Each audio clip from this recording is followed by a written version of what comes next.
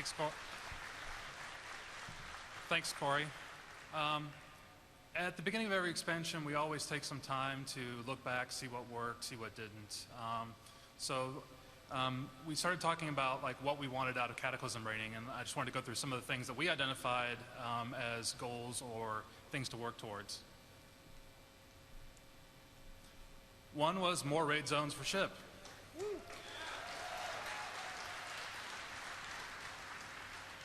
So Naxxramas was awesome, but at the same time, it was one huge Gothic zone, and we wanted to feel like we wanted to break it up a bit more with different art styles, different styles of bosses, so that we identified that as a pretty early goal. Another one, we wanted to make the coolest encounters yet. We started like actually beta testing a lot of our raid encounters this last Sunday, and we'll be continuing to beta test over the next few weeks. And so far, it's looking really good. All the players that have gone through our new raids, new dungeon or new raid encounters have really been super excited. We've got things like players moving back and forth through the air to fight 3 Jinn on separate platforms. We've got you wrangling magma worms. We've got you trying to be as quiet as possible so this big blind dragon doesn't kill you. There's all these like interesting new mechanics that we've got that are really going to, we think, play out well and it'll be a lot of fun for you guys. Another one, like Corey was just talking about, how we want to put all these things in nice bite-sized chunks. So we feel that's pretty important because it's a whole lot cooler when you go into a raid, you have a night of raiding, everyone's gotten together, and you actually go through the raid and finish the raid in one night. It's a way better feeling to end a night saying, okay, this is done, as opposed to coming back in and say, well, we got to do another couple nights. So we really want to take the raids and put them into more bite-sized chunks. Thanks.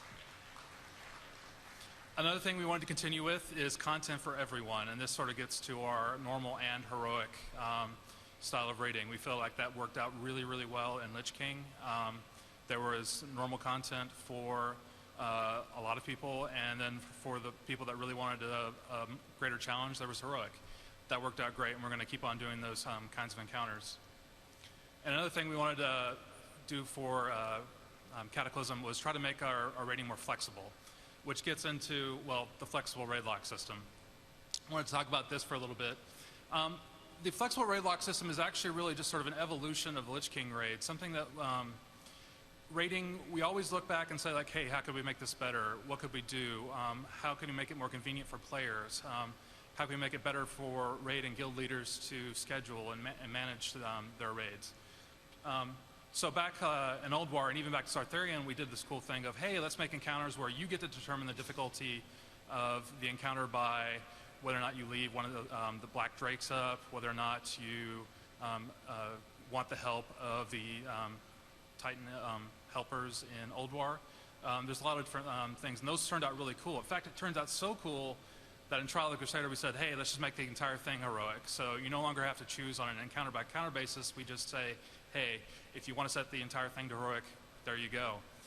And then in Ice Crown we said, well, it's actually sort of a pain in the ass to like go out, you know, reset the raid, go back in as a new difficulty. Let's just make it so where you can choose on an encounter-by-encounter basis whether or not you want it to be normal or heroic. And I know a lot of people, like, this has worked out really well because it means they get a whole lot of heroic loot off the boat.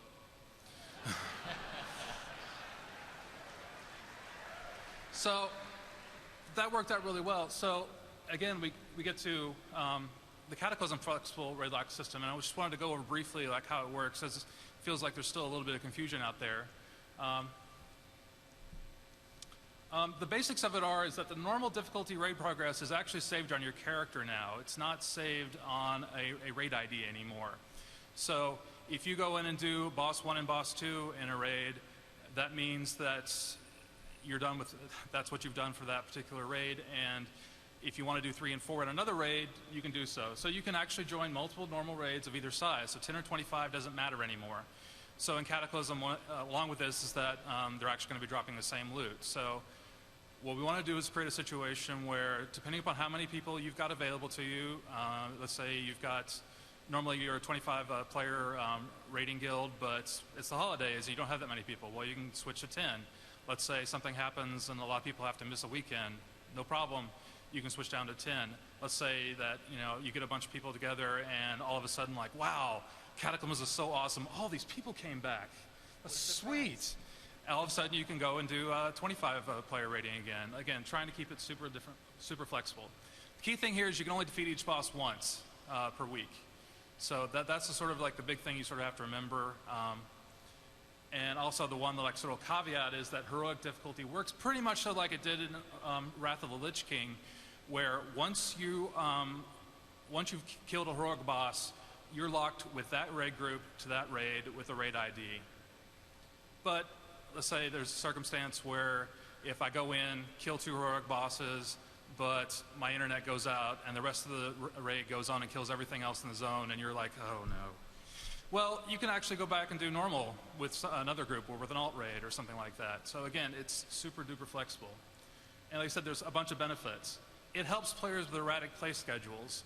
Not everyone has the ability to say, all right, Tuesdays, Thursdays, and Saturdays, these are our raiding nights. Some people have jobs or school situations that babies, children, I mean, life is complicated.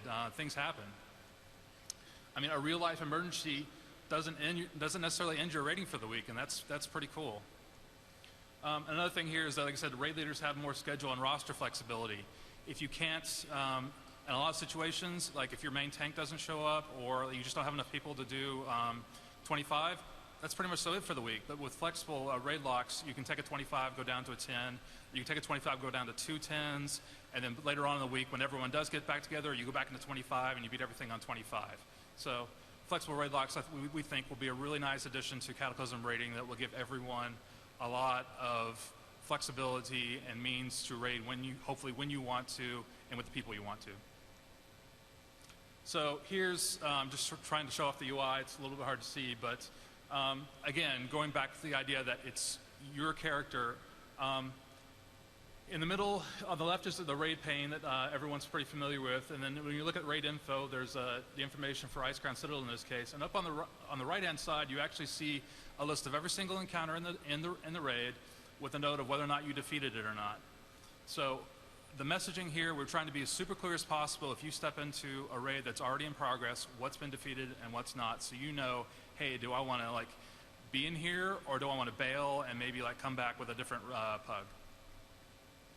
And again, this is sort of the error message you get when you come in and say, hey, these are the bosses that are dead. If you join this raid and you want to kill another boss in here, that's cool, but those are all the bosses that the game's going to consider you to have killed. So be real mindful of these messages when they come up, because they show you what the raid's been doing when they come into the zone. So I'm going to hand it back over to Corey, show you the patch, go over a little bit of what we're going to see in patch 4.1.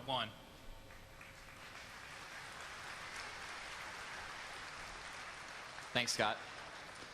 One other thing with before we get into 4.1.0 that's cool with the new flexible raid locks is you can actually send your flexible raid lock to a player just like you can an item. So the way you can shift click an item and say, oh, here, check out this new thing I got, you can do the exact same thing with your raid lock. So if you're wondering, like, if your buddy is available to do this thing with you, you can go into the raid UI, shift click, and you'll be able to send that over. They can click it and see all the bosses that you've killed in any individual instance. It's a cool little added.